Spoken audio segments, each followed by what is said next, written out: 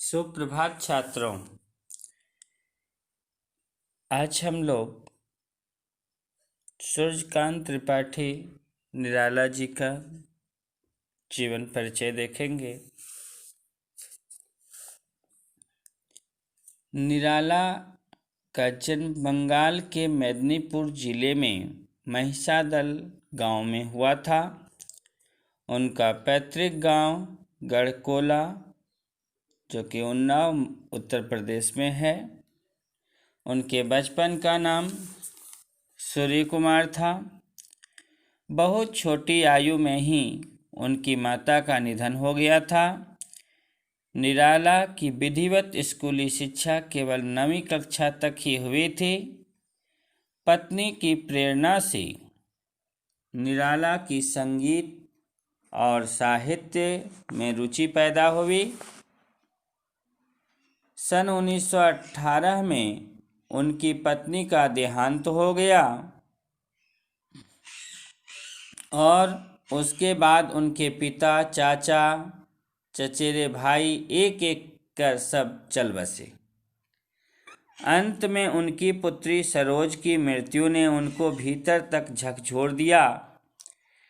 अपने जीवन में निराला ने मृत्यु का जैसा साक्षात्कार किया था, उनकी अभिव्यक्ति उनकी अनेक कविताओं में दिखाई देता है। सन 1916 में उन्होंने सुप्रसिद्ध कविता जूही की कली लिखी, जिससे बाद में उनको काफ़ी प्रसिद्धि मिली और वे मुक्त छंद के प्रवर्तक भी माने गए। सन 1922 में निराला रामकृष्ण मिशन द्वारा प्रकाशित पत्रिका समन्वय के संपादन से जुड़े। सन 1923-24 में वे मतवाला के संपादक मंडल में शामिल हो गए। वे जीवन भर पारिवारिक और आर्थिक कष्टों से संघर्ष करते रहे। अपने स्वाभिमानी स्वभाव के कारण निराला कहीं भी टिककर काम नहीं कर पाए। अंत में इलाहाबाद आकर रहे और वहीं उनका देहांत हुआ। इनके साहित्य की कुछ विशेषताएं देखें। छायावाद और हिंदी की स्वच्छंदतावादी कविता के प्रमुख आधार स्तंभ। निराला का काव्य संसार बहुत व्यापक है। उनमें भारतीय इतिहास, परंपरा और दर्शन का व्यापक बोध है और समकालीन जीवन के यथार्थ के विभिन्न पक्षों का चित्रण भी। विचारों और भावों की जैसी विविधता, व्यापकता और गहराई निराला की कविताओं में मिलती हैं, वैसे बहुत कम कवियों में हैं।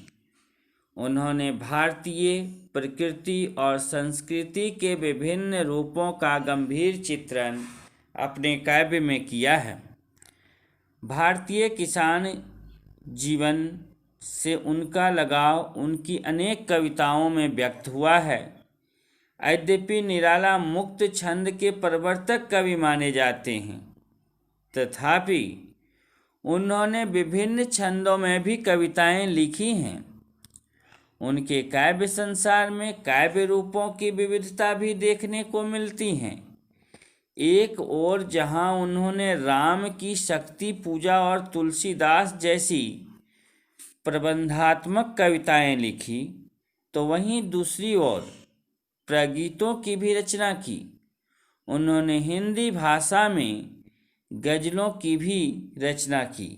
उनकी सामाजिक आलोचना व्यंग्य के रूप में कविताओं में जगह जगह पर प्रकट हुई। भाषा शैली।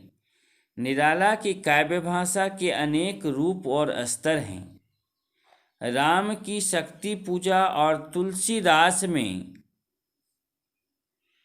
तत्सम प्रधान पदावली का प्रयोग किया है, तो भिक्षुक जैसे कविता में बोलचाल की भाषा और सृजनात्मक उपयोग, भाषा का कसाव, शब्दों की मितव्ययिता और अर्थ की प्रधानता उनकी काव्य भाषा की प्रमुख विशेषताएं हैं।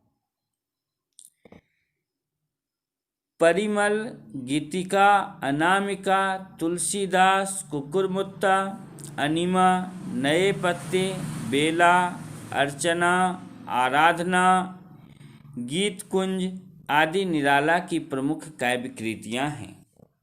निराला ने कविता के अतिरिक्त अनेक कहानियाँ और उपन्यास भी लिखे। उनके उपन्यासों में बिल्लेसुर, बकरिहा, इरावती और रतिनाथ की चाची विशेष चर्चित है। उनका संपूर्ण साहित्य निराला रचनावली के 8 खंडों में प्रकाशित हो चुका है। धन्यवाद।